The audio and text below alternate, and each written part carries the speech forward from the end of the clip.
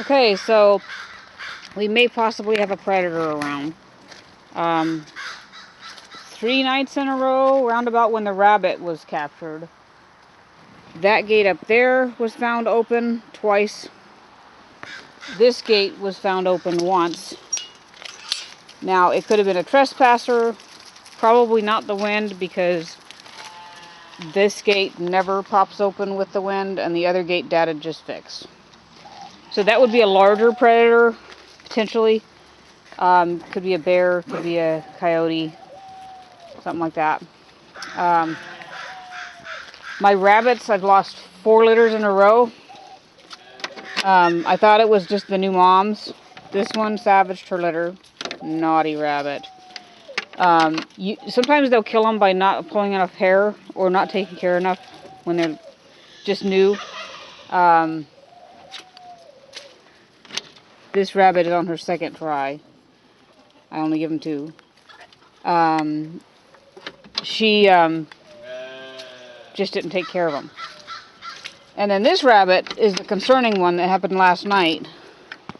She peed on her litter. She's a well-experienced doe. And when they pee on the litter, it kills them via hypothermia. And I was able to save 3. There was only 3 left alive when I came down. But they're probably going to expire because they get frostbite in their little fingers. And you end up having to put them down. So it's possible it wasn't just inexperience. The rabbit doesn't have to have seen the predator to decide to do away with the litter. They sometimes can just smell them. So I couldn't find any tracks out there and any hint of what might have happened.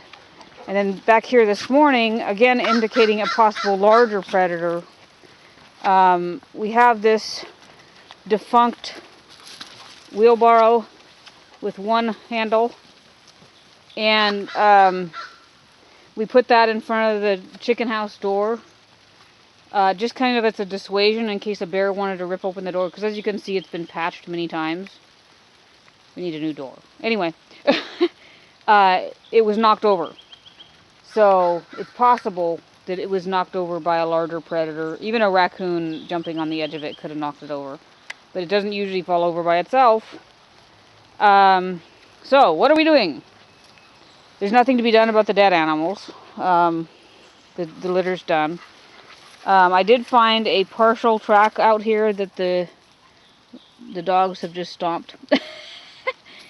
But first you look around and look in the mud and see, can you find anything? I found like 3 toe marks. And it could have been a partial track. Oh, there we are. No, I guess the dogs didn't get it. Could have been a partial track from a mink or something. But it's hard to tell. It's been raining. So that having been said, we usually, if there's a mink, we wait to smell something because they smell like a skunk. But the skunk cabbage is out, so you can't smell above that. We didn't have any damage other than the rabbit peed on the litter. So we went ahead and put out a trap. And we baited it with a lucky rabbit's foot.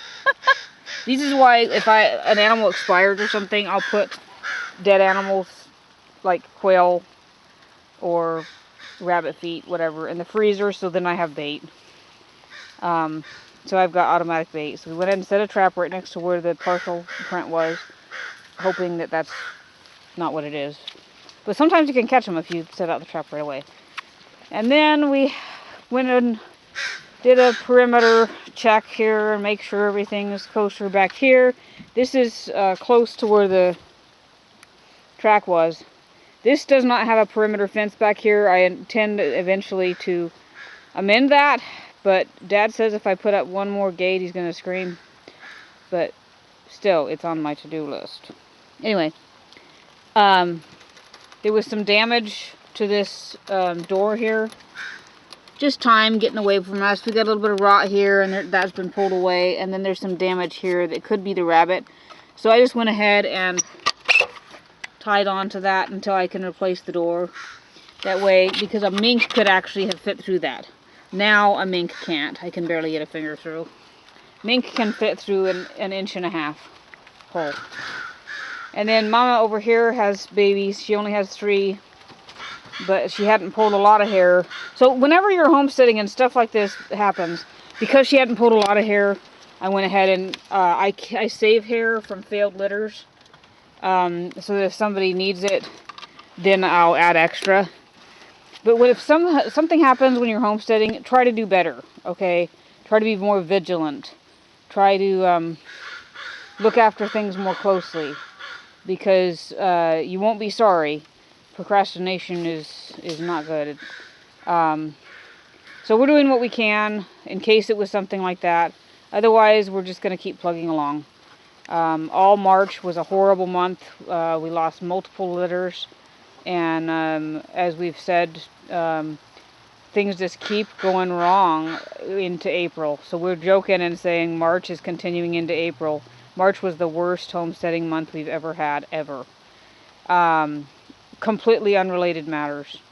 But here we are at the end of April, the same thing. So we're hoping that March will finally be over in May, and maybe next month will be a little bit better. But in the meantime, we're just going to try to learn the patience that the Lord has said He's trying to show us and move on. That's all we can do, and learn from what has happened, when and where we can.